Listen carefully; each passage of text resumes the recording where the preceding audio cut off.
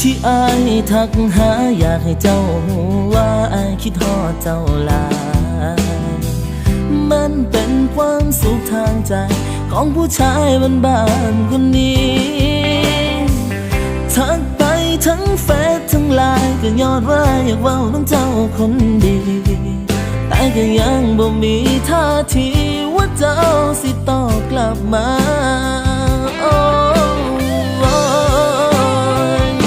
หันแชทสีชมพูเขาบ่สนใจก็หันมาเบิ่งแชทสีฟ้าก็ได้เด้อบ่แม่นว่าอายว่าแค่อยากสิเว้ากับเธอถ้าตอบแชทน้องอยู่เด้อฮู้บ่รำคาญก็บอกกันเด้อสิบ่สะไปทางเจ้าอีกฮู้อยู่ว่าบ่มีสิทธิ์มันผิดตั้งแต่พักแล้วล่ะหงุดหงิดก็บอกกันด้วยหนหวยก็บอกกันมาสิบ่ทักไปหาคันเจ้าบ่อยากเว้าน้ำโอ้ยเพื่อให้เจ้าสบายใจ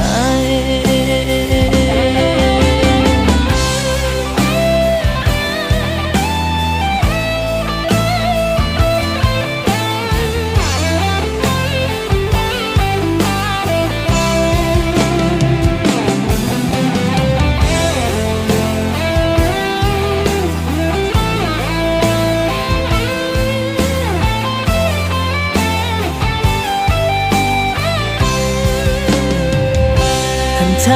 ทสีชมพูเขาบ่สนใจก็หันมาเบิ่งแชทสีฟ้าก็ได้เด้อ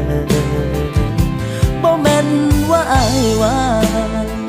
แค่อยากสิเว้ากับเธอถ้าตอบแชท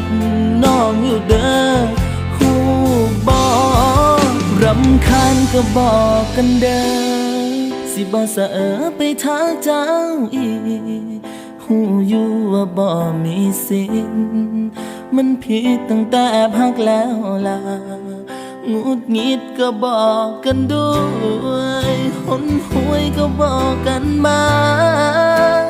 สิบ่ทักไปหาคันเจ้าบ่อยากเว้าน้ำ